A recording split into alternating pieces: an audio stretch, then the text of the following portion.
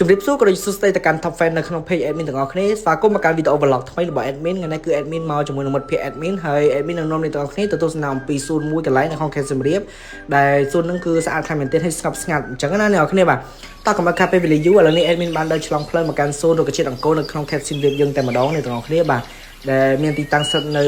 ផ្លូវទៅអង្គរណាអ្នកនរគ្នាបានហ្នឹងហើយបើចង់ដឹងទីតាំងបន្ថែមអាចស៊ើចនៅលើ Google Map ដាក់សួនរុក្ខជាតិអង្គរទៅនឹងចេញហើយគាត់យើងចូលមកដល់គឺមានអារម្មណ៍ថាស្រស់ស្រាយ relax fresh so happy មែនទែនដល់ដោយសារតែនៅនេះគឺស្ងប់ស្ងាត់មានតែសូសំឡេងសត្វរៃសត្វព្រៃយំហើយក៏ដូចជាសំឡេងខ្យល់ទឹកកិច្ចជាមួយនឹងស្លឹកឈើបន្តិចៗអញ្ចឹងណាបែបថា romantic អញ្ចឹងណាអ្នកនរគ្នាបាទបើសិនអ្នកនរគ្នាចង់ relax អារម្មណ៍ចង់រំសាយអារម្មណ៍អីហ្នឹងអាចមកលេងសួននឹងបានអ្នកនរគ្នាដោយសារស្ងប់ស្ងាត់ហើយអ្វីសំខាន់ហ្នឹងគ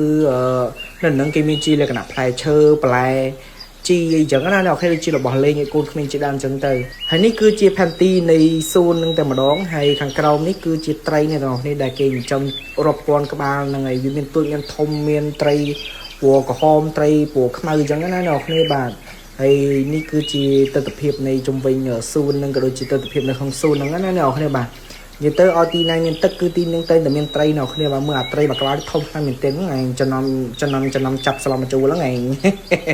តែលេងឯណាគ្នា20ដាក់ស្នាញ់មកចឹងណានេះគឺចោលប្រាប់ទៀតហើយគឺថាត្រង់នេះគឺមានត្រីច្រើនបើសិនអ្នកគ្នាមកដាក់ស្នាញ់ដាក់សន្ទូចមកឯងលោកគ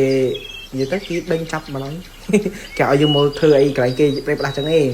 ហ្នឹងហើយកុំនិយាយអត់ប្រយោជន៍ឥឡូវនេះចូលមកដល់បរិវេណដំណាំម្ដងនេះនេះគឺកន្លែងក្រូចសើចហ្នឹងហើយនេះក្រូចសើចរបស់គេចឹងណាហើយខាងនេះគឺមានតំណាំមានបន្លែមានអីច្រើនមកខ្លាំងមែនទែនអ្នកគ្នាបែបលក្ខណៈធម្មជាតិចឹងណាហើយនេះគឺជាផ្លែកៅឡាក់អ្នកគ្នាកៅឡាក់យើងហ្នឹងណាអញ្ចឹងណាអ្នកគ្នាហើយអាផ្លែហ្នឹងគឺខ្ញុំអត់ស្គាល់ទេអត់ដឹងថាគេហៅផ្លែអីទេឆ្កែស្ងាត់អញបញ្ចូលសលេងហ្នឹងហើយអ្នកគ្នាបាទហើយផ្លែហ្នឹងអ្នកគ្នាមានស្គាល់ផ្លែវាស្អាតខ្លាំងមែនទែនប៉ុន្តែកូនតឹងខ្ញុំឲ្យពណ៌ស៊ីចម្ពូតែម្ដងពណ៌ភីងណាតោះកាត់មកប្លង់មួយនេះទៀតអ្នកនេះគឺយើងដើរចូលទៅខាងក្នុងហើយវាក់ជាមួយនឹងលក្ខណៈថាប្រភេទជីប្រភេទបន្លែអ្នកគ្នាបានហ្នឹងហើយប្រភេទតកួនអីចឹងណាតានេះគឺជាជីនឹងវងហ្នឹងហើយដែលយើងអាចយកទៅដាក់ជាមួយនឹងភ្លាក៏បានជាមួយនឹងស្អីក៏បានអីចឹងណាអ្នកគ្នាបាទហើយនេះគឺជាជីសង្កហុំមិននៅនេះគេសេដាក់អញ្ចឹងខ្ញុំអានតាមតំបន់ខ្ញុំជីសង្កហុំអាចដាក់ជាមួយពងទាកូនអីជាស្លាប់ទៅជាពិសេសគឺល្អខ្លាំងមែនទែនហើយបើនិយាយពីអានេះវិញខ្ញុំមិនដឹងថាគេហៅអ្វីទេវាដូចទៅនឹងតពាំងអ្នកគ្នាវាដូចនឹងតពាំងបាទហើយនេះគឺជាម្ទេសម្ទេសសយើងហើយច្រើនហើយមែនទែនអត់លេចអត់កើតអត់ឆ្វេងអត់ស្ដាំឃើញត្រប់ពីតំណងអូព្រៃដាក់បោះបុយវិទាបើដាក់បោះបុយវិទាអូត្រូវគ្នាខ្លាំងមែនទែនហើយនេះគឺជាអាណាយើងអាចយកទៅដាក់ជាមួយនឹងអ្វីដែលយើងចង់ដាក់អីចឹងណាអ្នកគ្នាក៏ចាប់ពីប្លង់ជីចូលទៅដល់ប្លង់ឫស្សីម្ដងប្លង់តពាំងអ្នកគ្នាបាទហ្នឹងហើយដល់ចូលទៅគេថាតិចស្ងប់ស្ងាត់មានតែសូរសំឡេងសត្វយំតិចរួមជាមួយនឹងខ្យល់បក់ទង្គិចជាមួយស្លឹកឈើចឹងណាយើងកាត់មកដល់សួនស្មៅនឹងផ្កាចម្រុះតែម្ដងនេះទាំងអស់គ្នាបាទគឺនៅខាងមុខខ្ញុំនឹងឯងព្រោះថាវាលក្ខណៈថាផ្កាគឺស្អាតខាងមែនទែនចូលមកដល់ឃើញជួ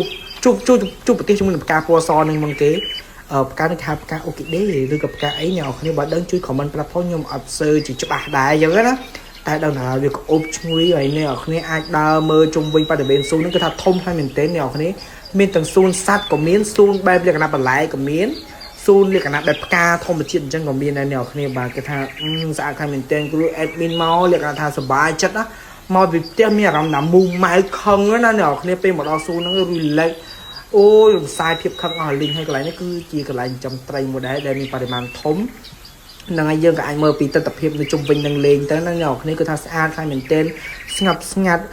ស័ក្តិសមជាមួយនឹងអ្នកសិក្សាអាចមកស្រាវជ្រាវឬក៏អាចមកអង្គុយរៀននឹងបានលក្ខណៈថាស្ងាត់អត់មានអ្នករំខានអត់មានជនទី3ចឹងណាតែហាមស្នេហាមកអង្គុយញ៉ៃគ្នាវិញចាំខ្ញុំដេញបែកខ្ទេចខ្ញុំអត់ឲ្យមកញ៉ៃគ្នាក្នុងស៊ូហ្នឹងទេ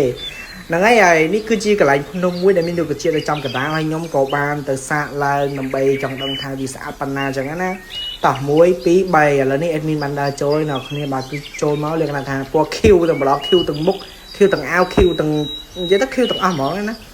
ចេញមកលក្ខណៈដូចយើងចេញមកពី portal មួយទៀតចឹងណាអ្នកគ្នាចេញមកវាក់ជាមួយទស្សនវិជ្ជាថ្មីនៅប្លង់មួយខាងទៀតចឹងណាអ្នកគ្នាបាទអូស្អាតខ្លាំងមែនទែនវ៉ា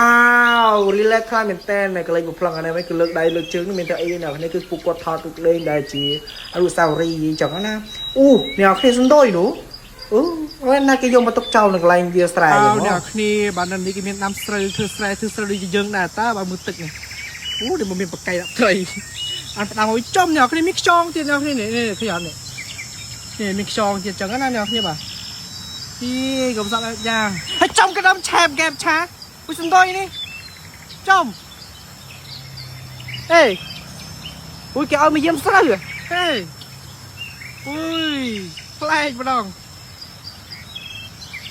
ไอเมอร์เตอร์สมาร์ทมาจ้าสไลกินนั่งตามาโย่